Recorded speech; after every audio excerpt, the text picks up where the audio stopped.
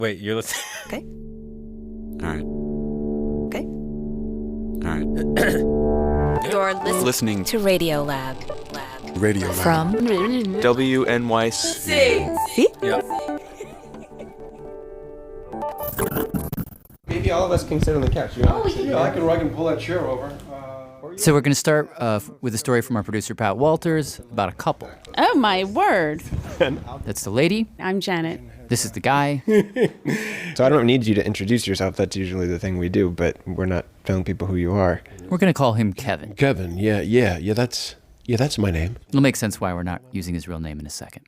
Okay, So this one starts July 2006. Jan and Kevin were at home, and some people you don't know show up. And maybe I'll start with you. When they show up at the door.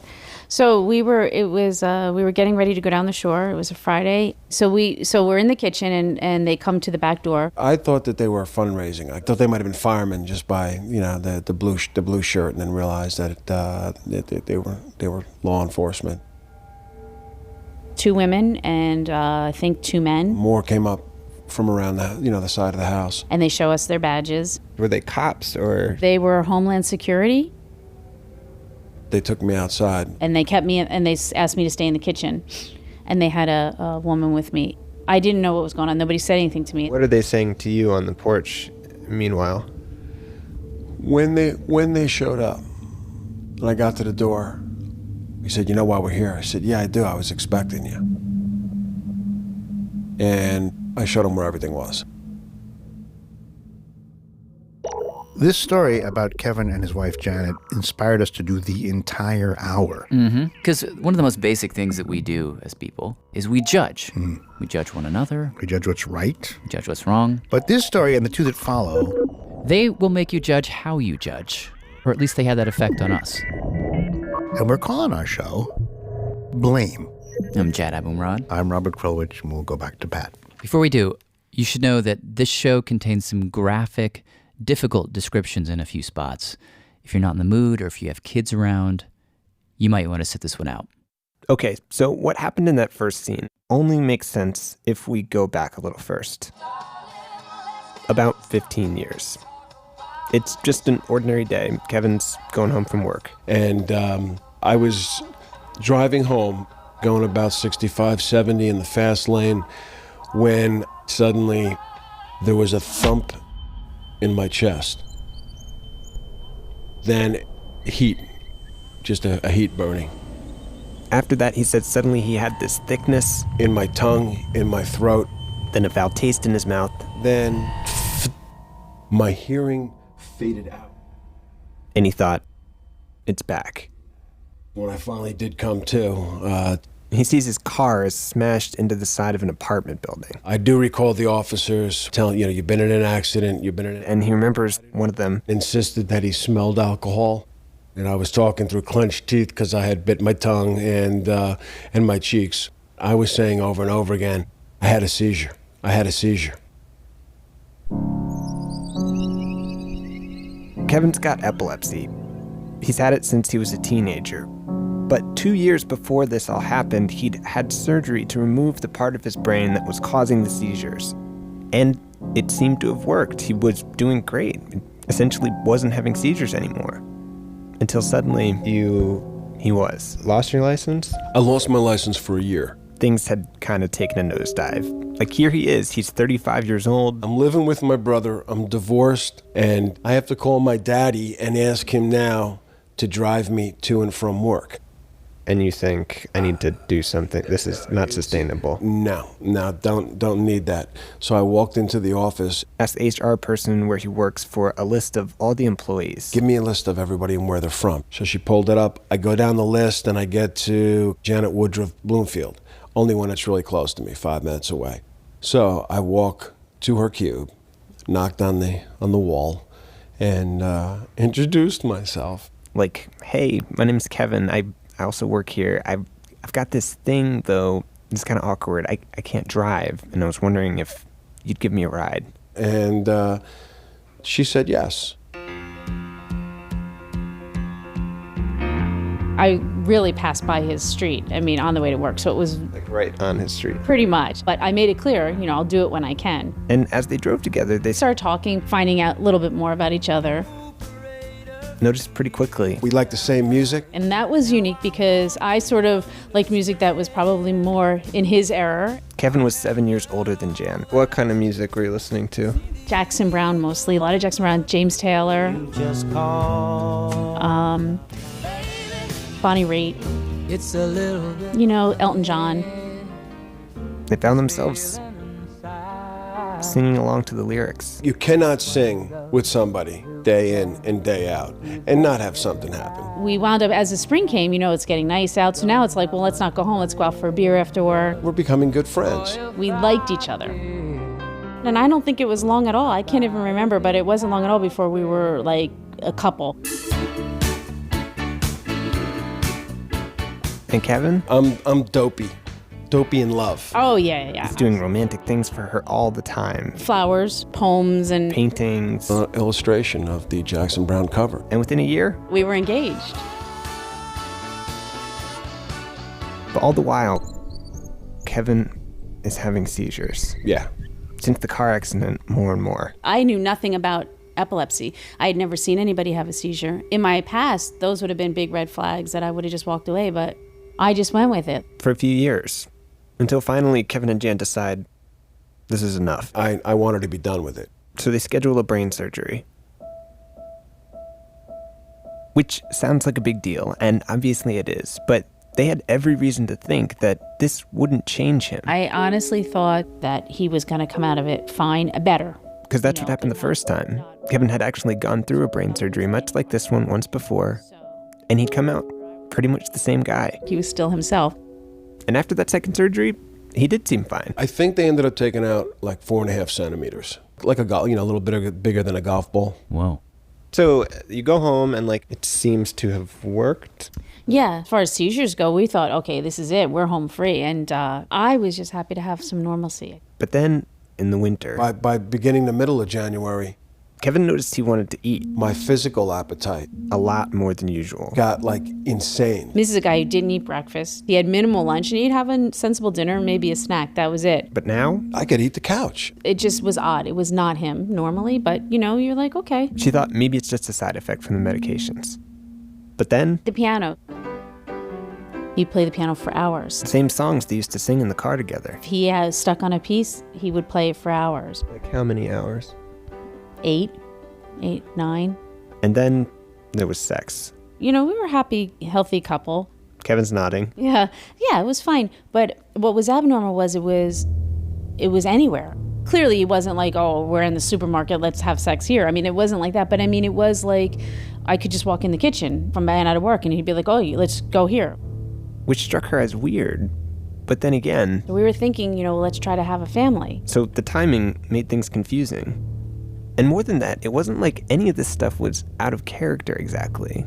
In fact, it was all stuff that she liked about him. Yeah, Except now it was all turned up to 11. all the things that were wonderful became chores. And that's pretty much where things were at when those federal agents showed up in July of 2006. I was just completely blindsided. He said, you know why we're here? I said, yeah, I do. I was expecting you.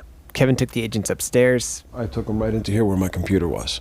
and they arrested him for what was on that computer. I gave it up to him right away. Warning, this next passage contains some graphic imagery. I don't know if I had fully I think I had just let child porn be this kind of vague thing that meant someone younger than 18. But then I read some of the court documents, and they were toddlers. There were picked videos of 2, 3, and 4-year-olds. These sites had the most despicable, disgusting things you can imagine. Infants on through, preteen and pre-adolescent, and adolescence. Yeah. You bought these things and put them on your computer. Yeah, it bothers me. Yeah. It bothers me. like I said, initially it was just your basic, heterosexual, Playboy-like, penthouse-like sites. And then windows would just start to open up. And pretty soon, he says, he was going everywhere. There was gay sex. There was bondage. There was defecation sex. There was animal sex, xeno sex. I went everywhere that a button came up to push. I still don't understand it. I still don't understand it. You say it disturbed you and you feel terrible, but I just wonder, how do you tell yourself that wasn't me? How do you explain it to yourself so that you can kind of, I don't know, not feel like you're as bad as the person who goes there without a brain injury is,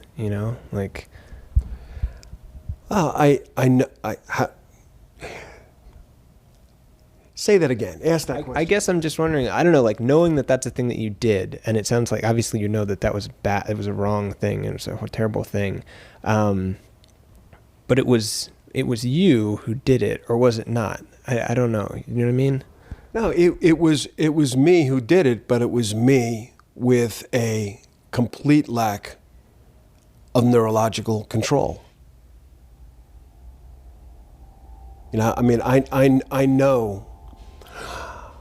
I know who I am.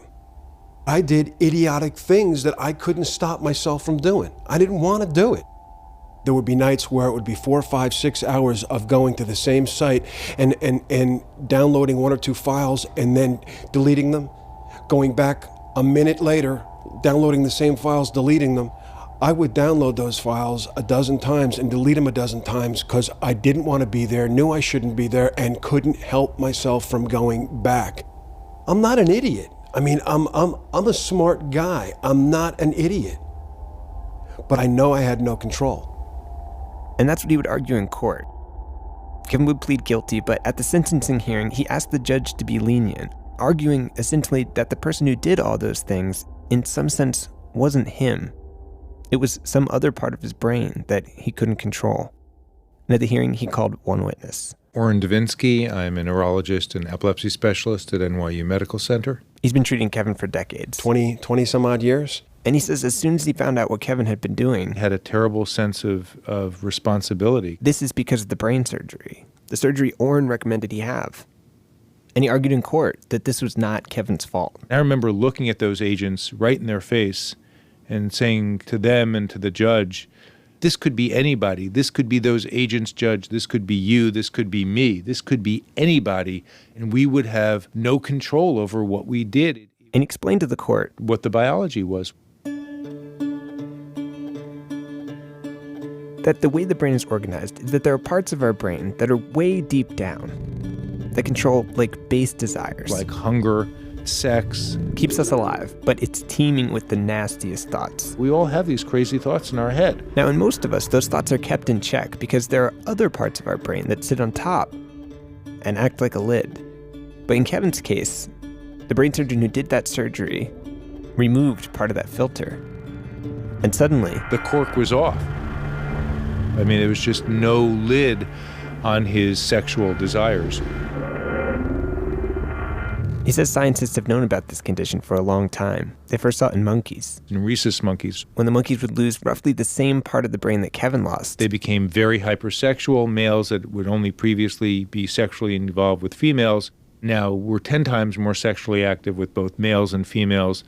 but it feels to me like there would be a brighter line before kids, you know? I think there is a line for quote-unquote normal individuals, but in a brain disorder case, those lines get blurred. And he told the court that's what happened here, and his behavior was out of his control. Well, that's not what the facts showed in this case. This is Lee Vartan, who was the prosecutor. We saw no evidence of impulsivity. He says if you're claiming that he had no control, that his brain made him do it, then how come he had all this child porn on his home computer? I believe it was 52 videos and 125 images. And yet, on his work computer, There were 0 images, 0 videos of child pornography on his work computer. and he worked a lot. He held down a job He was working every day. If he truly lacked impulse control, I would think you would see child pornography on both computers. And so what he argued back was what? Was the lid on at work and off at home? Seems to me to be an easy out. So the answer is that this is common with neurologic disease. They tend not to be 24/7. He says take something like Tourette's. Some people, When they're engaged in playing sports, they tend not to have tics. whereas when they're sitting around bored or stressed, they do tend to have tics. So you could say, well, Tourette's clearly isn't a neurological disorder. But no, Tourette's is a neurologic disorder. We understand some of the brain things that go on in Tourette's. The prosecution didn't buy it. They just thought it was hogwash. What was hogwash was his level of certainty. The prosecution asked that Kevin be sent to prison for 5 years. Because in paying for child porn, he was supporting an industry that does terrible things to kids. Kevin hoped he'd avoid jail time altogether and instead be placed on house arrest. And this is a big Now, as for Janet, Um, right after the arrest, I have to imagine that you were in shock a little. Like, yeah. she'd gone to see a lawyer. And one of the questions he asked was, is this marriage going to survive this? And I said, I don't know. And at that point, understand, I didn't even know the level of pictures. But she says the moment she heard Orrin say that this was a brain disorder with a name, it's called Kluver-Bucy syndrome. Once I was able to get that for me, it clicked. Like, She couldn't blame him. we have these experts saying that it was a disease, and I kept thinking they'll understand. Not to mention that after Kevin was arrested and got out on bail, Orrin gave him some medication, and Janet says it was like flipping a switch. I got him back, normal. Janet actually says in a lot of ways, those few months between the arrest and the sentencing hearing, they'd been the best months of their marriage. He now was just so much easier, calmer. The hearing took about 3 hours, and when it was over, the judge took a recess, went into her chambers. When she came back, she delivered her decision. She actually wouldn't talk to me for this story, but I have the transcript from the hearing. And she says, I do agree with Orrin. It is a neurological disorder. No question. So he can't be held fully responsible for his behavior. She was getting it. On the other hand, she said the prosecution did have a point. That he was very much in control of his impulses. At least some of the time. And so the question for the judge was, how does a legal system assign blame when a person is sometimes themselves and in control and sometimes not? Well, this was a crime, she said. A crime which ultimately leads to children being harmed. And considering that you did have moments where you were in control, then in those moments, you had a responsibility. You could have done something. You could have asked for help. You could have told the people around you what you were doing. So even if you couldn't have stopped yourself, they could have stopped you. She made it very clear that we have to do something here. His sentence? 26 months at a federal prison and 25 months of house arrest. And I believe that she was fair, and I believe she was compassionate. And about a week before Christmas in 2008, Janet drove him to prison. How long was he in jail for? About 2 years. And she was, even though the judge said, he is responsible, did that change her attitude toward him at all? No. They totally stuck together. She visited him pretty much every weekend, the whole time. I knew the route, and I had my own little routine down. Tell me a little bit about, where things are at now. I think things are almost normal. I am still on probation. But he's home. He's working. Life is going on. We have our normal routines. Kevin still takes those medicines that keep the other part of him in check. See, I have no libido at all. But I know who I am. I know what I am. I'm disturbed by that portion of my life, but I'm trying to move on.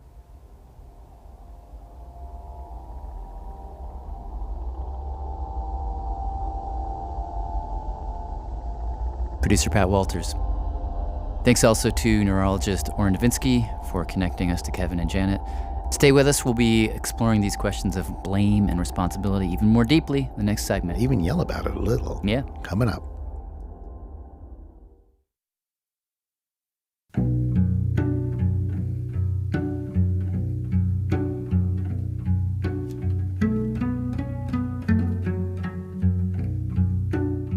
Hey, I'm Jad Abumrad. I'm Robert Krulwich. Today on Radiolab, blame. In the story we just heard, we were wrestling with a very difficult question. When somebody has a brain injury and commits a crime, just how much do we blame them and how much do we blame the brain? Yeah, and as it turns out, this question... Hi. Hi, this is Jad. Hi, Chad. It's Nita. Hi, Nita. That question is popping up more and more in court cases where increasingly you will find defendants like Kevin arguing. Okay, you've convicted me of a crime, but you should go easier on me because I have these neurological problems. So this is Nita Farahani. Professor of law and philosophy and professor of genome sciences and policy at Duke University. She's been following this whole sort of emerging field of neuro-law for quite a while, and back in 2006, it occurred to her. Okay, lots of people are interested in this field, but nobody has any good data. So I started counting cases to try to see how many times does brain science come up in court. Now, the only data that she'd get her hands on were written opinions, which turns out doesn't happen that often, like really only happens in like 1% of court cases. But in that 1% of cases, she saw a steady increase and, relatively dramatic. You have a couple of years, 2005 and 6 at about 100 cases, 2007, 8, 9, 200 some cases, and then 11, 12, you're in the 300s. All told, between 2005 and 2012, it's about 1,600 cases. But 1,600 cases that are kind of like the Kevin case, where someone maybe argues, look, it's not entirely my fault. My brain made me do it.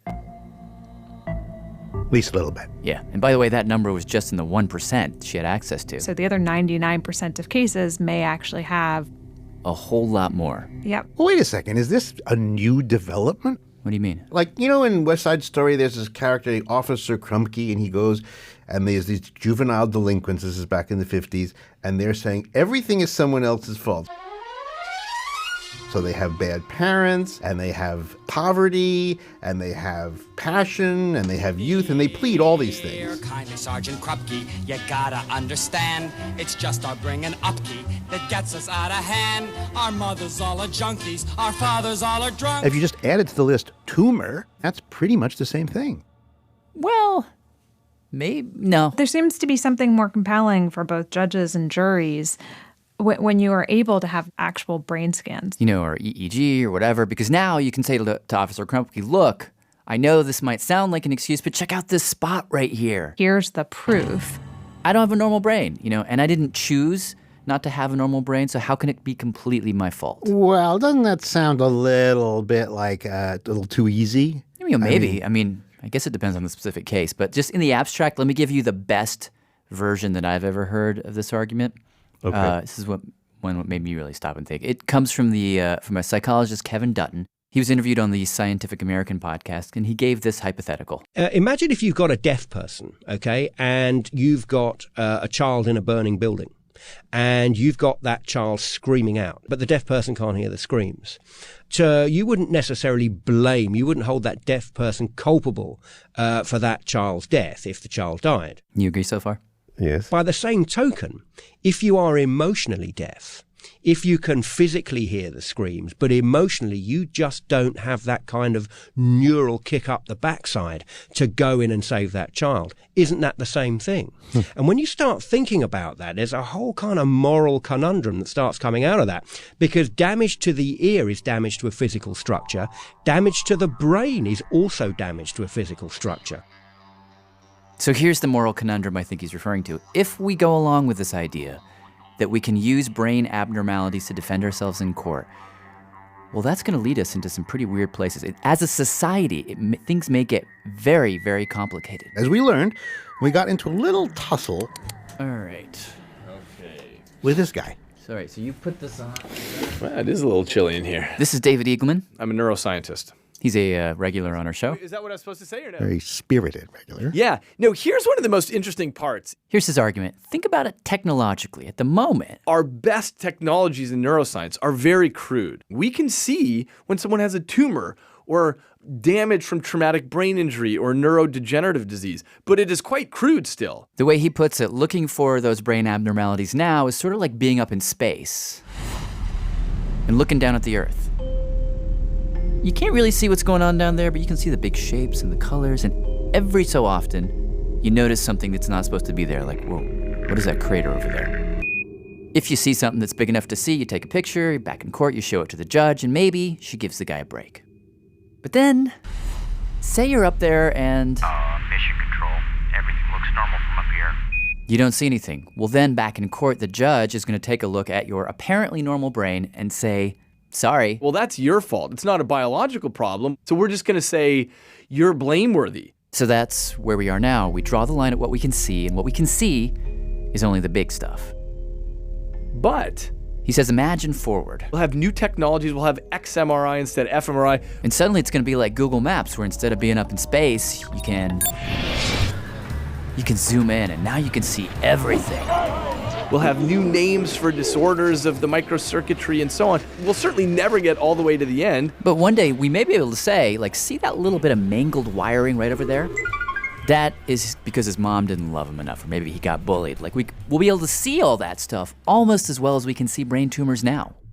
Because there is nothing special about brain tumors except for their visibility. You are your biology. He says that almost everything that you go through in your life, all of your experiences, your culture, your history, your neighborhood, all of it is etched into the tissue of your brain. Right. There's nothing separate. Nothing. And now that we're beginning to see that, he says, actually see it, we are on a slippery slope. Because if you start letting people off the hook when you see a tumor, well, then you're going to have to keep letting them off the hook when you see something smaller. Or smaller.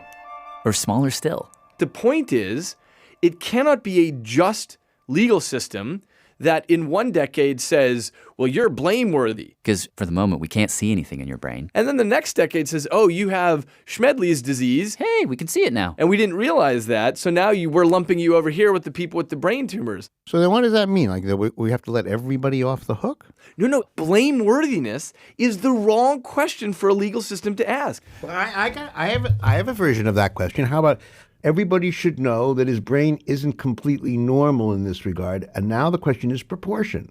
How much do you want to put on the brain, and how much do you want to put on his... On what else is there? Behavior, which comes from where? His ability to choose from the brain, his choosy part of his brain, as opposed to his unchoosy part.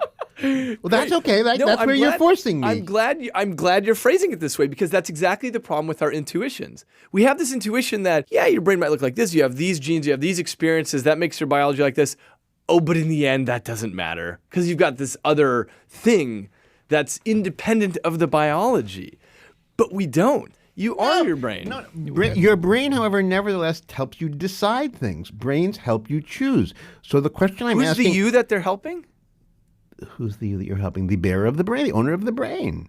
And that's separate from the brain? Well, oh, God. Do you own Why a do you brain? keep doing this to me? I know that if I have a Tootsie Roll in front of me and an M&M, I can choose the M&M. So I assume my brain is doing something. And the question I want to ask is, like, how much am I choosing and how much am I really outside of choosing? Because something irregular in my brain is choosing for me. And that seems to me to be a way to do this is fascinating, because the way you're phrasing it suggests that there's you, and then there's your brain, and there's things in your brain that might be telling you what you don't want to do, but it's all one system is the thing. So when you're faced with the Tootsie Roll versus the whatever else, M&M, everything in your life leading up to that moment, from your genetic history written on invisibly small strands of nucleic acids all the way up to every experience you've ever had, leads to that choice. What would it even mean to make a choice completely independent of your brain? Okay, wait, I'd like to... Wait, one more time. I promise I won't. What about, like, the Ten Commandments? Those are those are... Okay, I'm just going to jump in for a second. At this point, things kind of slid off the rails. We ended up talking about the Ten Commandments, debating the question of free will. If free will exists at all, it's a really small part of this system. No. We went back and forth about whether you can overcome your upbringing, which obviously you can. Oh, gosh, no, you can't. Sure you can. No, you can't. I can go to the library and I can That's read only if you're that type of person. Anyhow, after an hour, we finally got back around to David's main point, which is that the legal system would be a hell of a lot better off, he says, if we forgot about blame altogether, forget if it's someone's fault, that's a dead end, he would say. The better way to do it, he thinks, is to focus on this. Probability of future recidivism. You mean like, will they do it again? That's right. That's exactly it. Well, how would you ever know? So here's how. You crunch the numbers. So this has already happened in the world of sex offenders, where there have been long-term studies following out. Here's the way it already works, he says, which he thinks is model. When a sex offender comes up for parole, someone at the corrections office will grab their record and ask a bunch of questions. What was the victim choice? Was it somebody they knew, or was it somebody outside of their family? Was it a minor? Was the victim male or female? Was it somebody their age? What was the crime type? All these different questions. Then the evaluator will take some of the answers and give them points. 3, 0, 2, 1. That's psychologist Amy Phoenix. She says researchers developed this point system based on years of studies of criminal behavior, massive amounts of data. And once you have all these points down, You can add up a total score. and that score is supposed to tell you, is this guy likely to do it again or not? And here's the bottom line. Amy says if you were to ask a parole officer with decades of experience to just use their gut, no numbers. We call that unguided clinical judgment. If you were to ask them for their unguided but expert clinical judgment. Will Fred here recidivate or not? What's your prediction? According to studies, those experts are correct About 50% of the time. So you may as well flip a coin. On the other hand, she says if you have people just use the point system, no gut involved. The predictive accuracy would be about 70%. Wow, 70%. No humans involved. Yeah.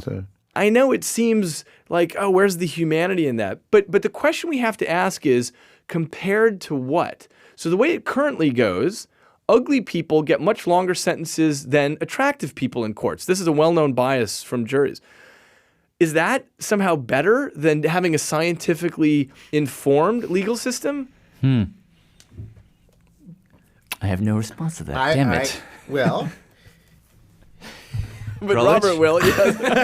Robert? Yes, it's okay that pretty people get better sentences than ugly people. What? Wait, what? Because, I don't know, I'm going out on a limb to see what happens when I finish the sentence. All right, go. Because what we're describing here is humans judging humans, not tables judging humans, not data judging humans, but humans judging humans. So humans do that with a certain amount of humanness, and maybe it's not very rational, and maybe sometimes it's wrong-headed or unfair. But if you take the judgment away from the humans and you give it to a table, then you invite a different set of problems, which is the chance for mercy, which is a very big part of justice, is off the table, because statistics don't have mercy. They just have statistics.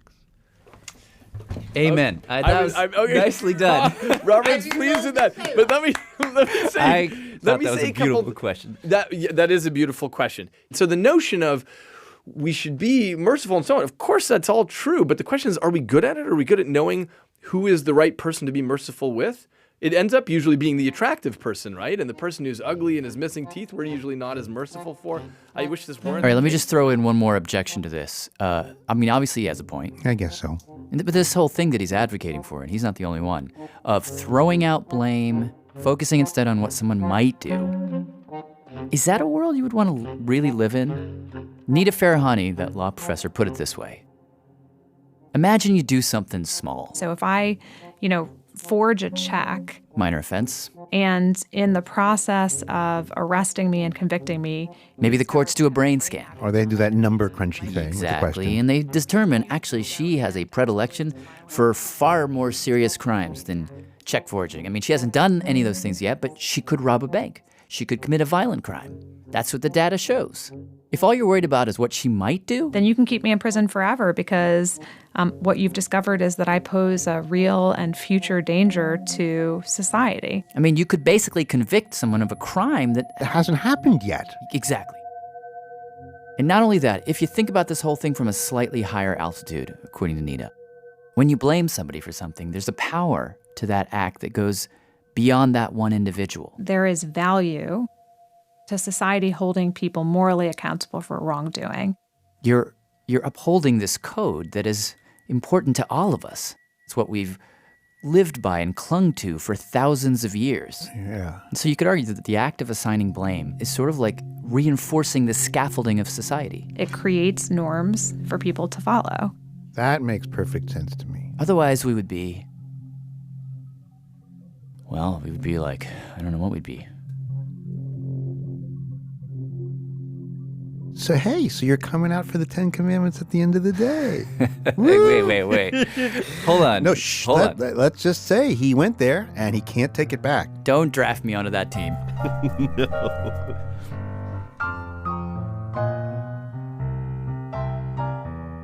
And we'll be right back.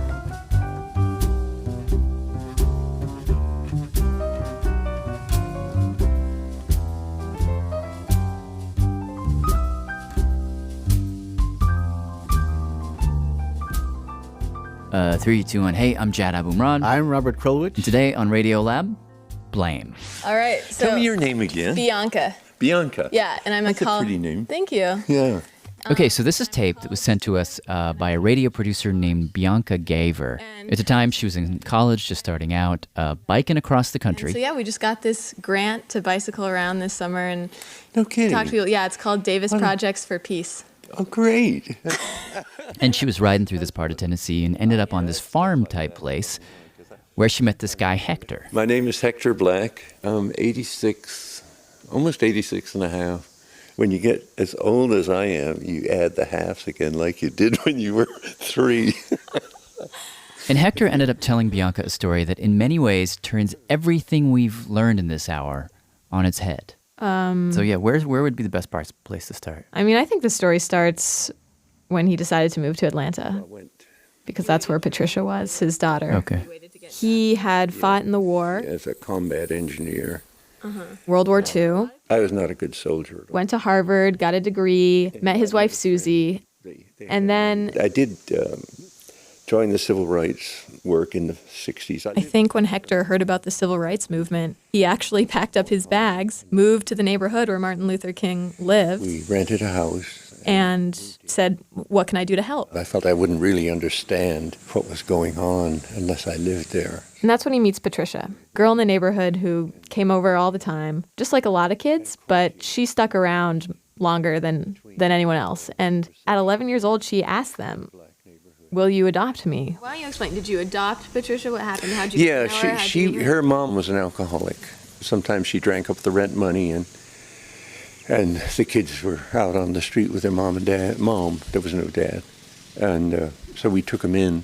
She was very shy. She had impetigo sores on her legs, nappy-headed. No, her mama never braided her hair. She was just really a neglected child.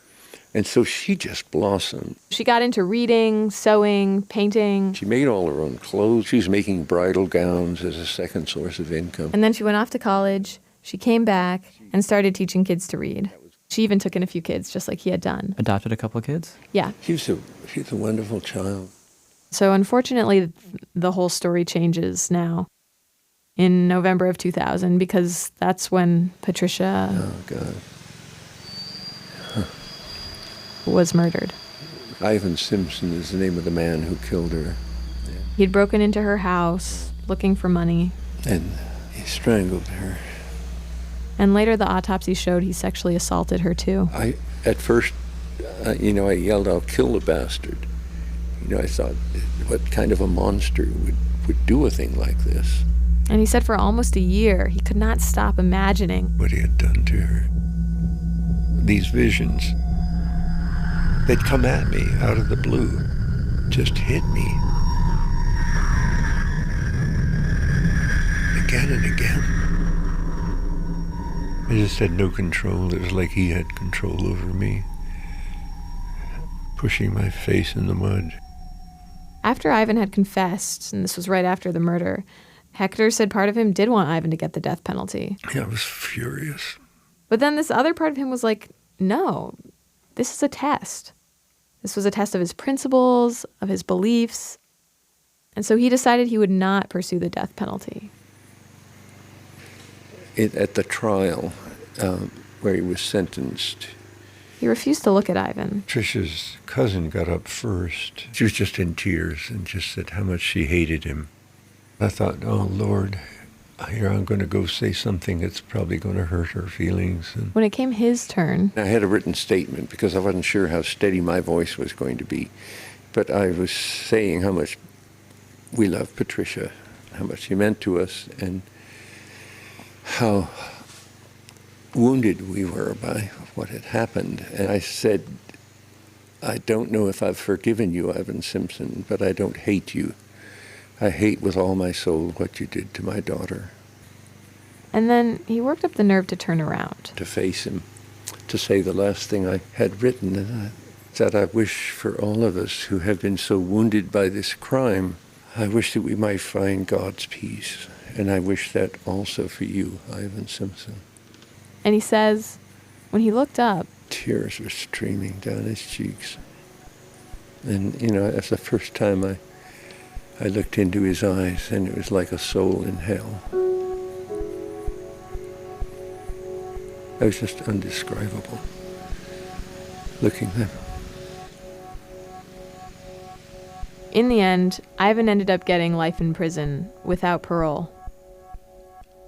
What happens next was so surprising and troubling to us, frankly, that we sent Bianca and our producer Andy Mills back down to Tennessee to talk to Hector again. Okay, so it's the night after the trial.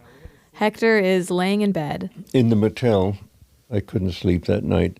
And he kept thinking about that moment in the courtroom. I've never had a look like that my whole life. Never before or since. Over and over and over. And finally he just gets up, he grabs a pen and paper, and he starts writing. Dear Ivan Christopher Simpson, I am writing because I wanted you to know how I feel after the court hearing Monday. When I turned around while I was reading my statement and looked at you, it was a very powerful moment for me. When you raised your tear-stained face to look at me, ever since this happened, I have been trying to find something good in all the horror and pain. I have tried to be a better person. And then he writes this line, I forgive you. For what you did to our beloved daughter. I don't know if this will be of any comfort to you, but I wanted to tell you. We will both have to live our lives with the pain of this deed always there. Patricia tried to make the world a better place. We should also try.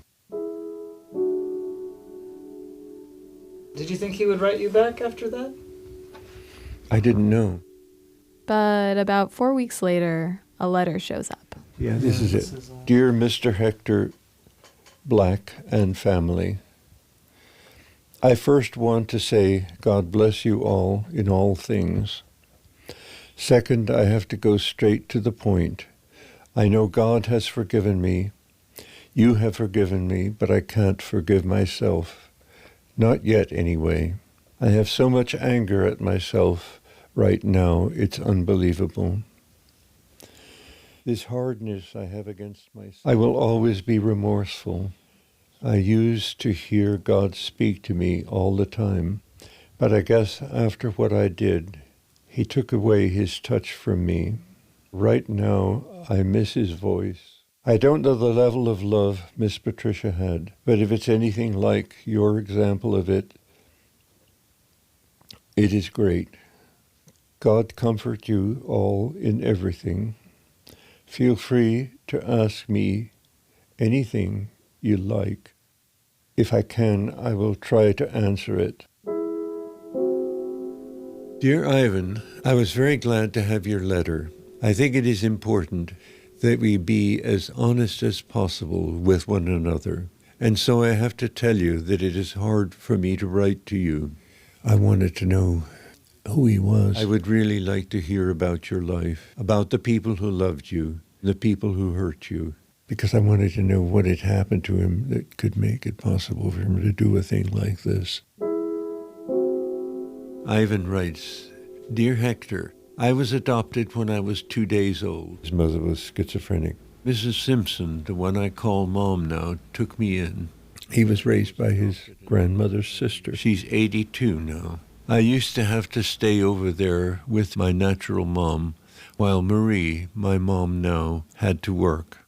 My natural mom used to beat me. When he was a little boy, maybe about 11 or so, she took him and his younger brother and his little sister to a swimming pool, and she tried to drown all three. One sister died.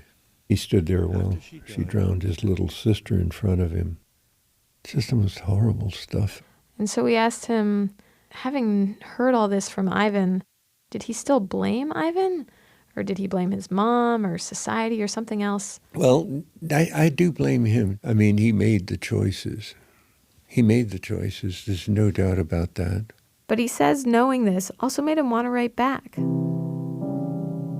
Dear Ivan, And tell Ivan about his life. I grew up in New York City. His family. 2 brothers. My parents argued and fought a lot. Basically, his whole life story. I've always loved working with plants. And after we left Vine City and moved back to the country. And Ivan wrote back. Dear Hector, I was raised in the church, but after starting drugs and alcohol, I changed. Hector responded. Dear Ivan, I don't think God has abandoned you. Dear Hector, you're the only one writing to me now. We exchanged many, many letters.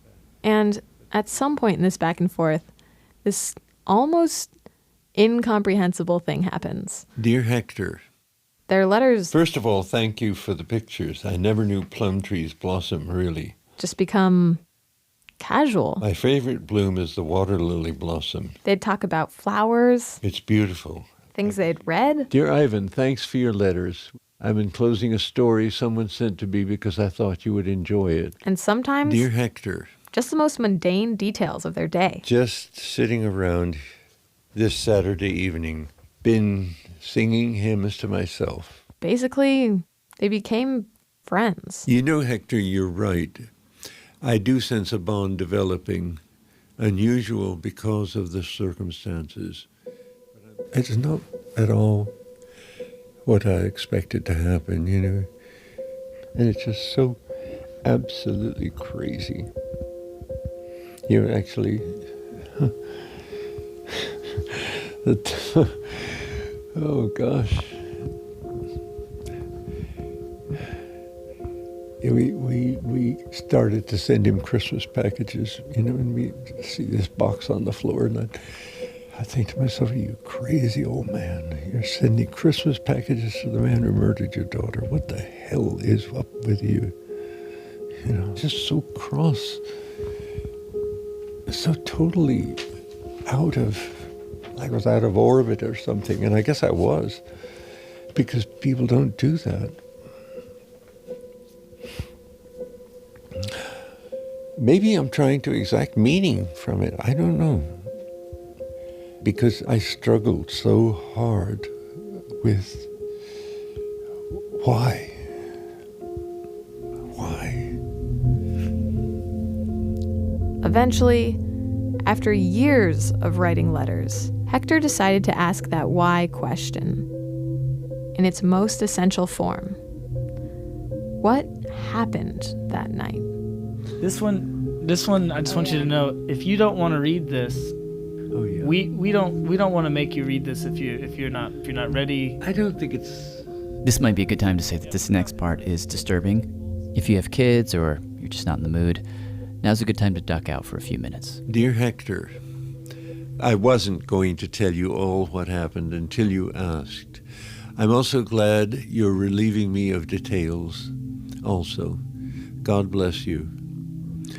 I went into the house around 7:30 p.m. I'm used to breaking into place in the past, so I figured the house was total dark. So I broke out a whole window and climbed in. I took the VCR and TV and clock. I figured that was enough. Went and got $80 worth of drugs. I'm a heavy user, so it went in about 1 hour. So he made his way back to Trish's house. It was still dark, so I went back in. He found his way into the bedroom. Saw a computer and stereo. So I said I'd take it, and that should last for the night. But I got trapped when I saw a car. So I hid until I could get back out the way I came.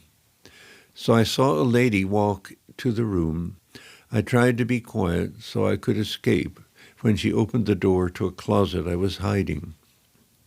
As she stepped back, she fell. I told her I was going to tie her up so I would have time to get away. She said, "Okay, sir." Her glasses fell off, and at no time she saw my face. So I told her I was going to take the car so I could load it up. She gave me the keys, so I told her after I found out her name, I said, "Patricia, I know you're scared, but I will be out of here in about 15 minutes. Then she said, you should get help with your drug problem. I told her I tried in the past, but I restarted. Yeah, that's Trish. She had no compunctions about telling people off when they were in the wrong. And then I said, I'm sorry for this. I'm going to leave your car in the shopping center up the street next to the Chinese restaurant, because all I need the car for was to transport the items I had. And even though Trish was tied up around her hands, she went into the kitchen and warmed up some chicken and rolls for Ivan. Then I said, I'm sorry, and I left again. I got rid of the things, got about $200, well, $100 drugs and $100 cash. Then I said, well, I just parked the car at the end of the driveway. Then I couldn't wait. I pulled over and smoked some of the crack cocaine. And at this point, he's really high. And he explained that when he gets this high, he sometimes hears a male voice in his head. And as he was walking away, the voice said to him, He said, well, go get you some sex. I told him, leave me alone, but next thing I know, I'm walking back to her house. No police had come. He burst through the door, ran to where Patricia was tied up, and said, Did you have any money cash? She said, look in my purse. And then Ivan said that the voice in his head became his own voice. And he said to her, I want some sex. She said, sir, you've been so nice. Why? Don't do that. She said, only way you going to do this if I'm dead. Okay then, and it happened. He strangled her, sexually assaulted her, then he ran away. So around 2 a.m., I ran out of drugs. He said that after he finished getting high, he started to wonder if he had dreamt it all up. So he made one last trip back to Patricia's house. So I looked up at the house, no police, and gate still open. So when I peeped through the door, she was still laying there. So I said, Patricia, Patricia. And then the voice in his head told him to go back in one more time. He sexually assaulted her. I couldn't believe what happened. So went to my mom. His adopted mother. And I said, Mama, it's something wrong. Mama, something wrong. She said, child, tell me what you're talking about. I couldn't tell her.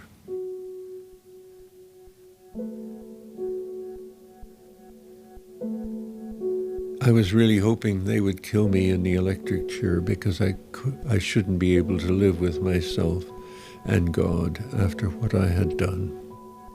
I just don't know why I had to do it. Was it because of the items and the money? No. Getting caught later on in life? No. Control or power? No. Car? No. Because she saw my face? No. She didn't see me at no time. Fingerprints left on something? No. I just don't understand why I did it.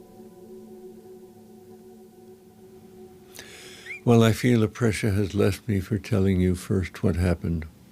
My mom doesn't even know. I've been keeping all this inside, and it hurts so. I'm truly sorrowful for what happened. May God bless you all. Sincerely, Ivan.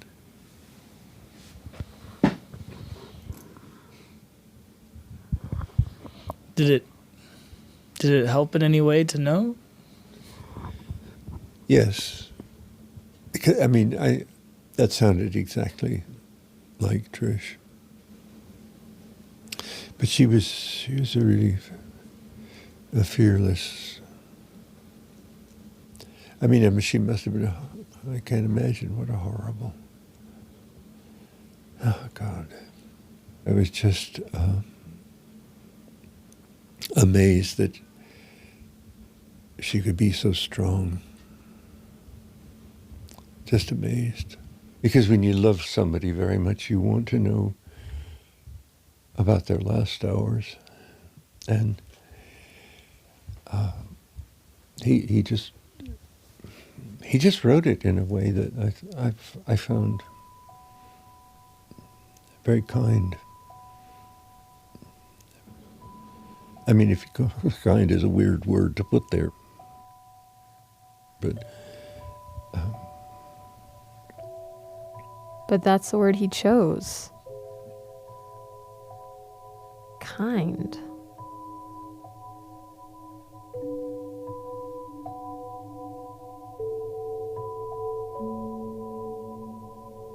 After that letter, they still write? Yeah, they still write. They've been writing for 10 years now, and Hector has just folders and stacks of these papers in his basement. It's the only room in his house that he keeps locked.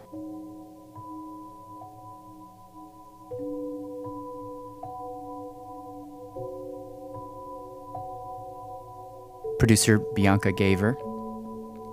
Thanks also to our own Andy Mills. And thanks to you for listening.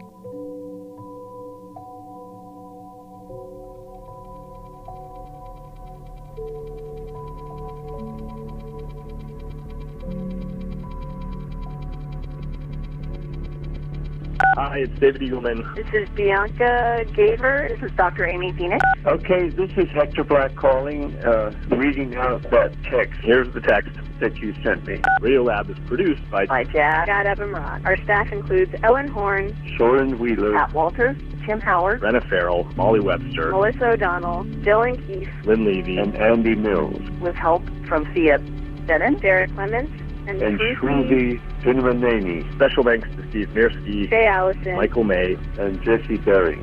I guess that's it. Bye. End of message.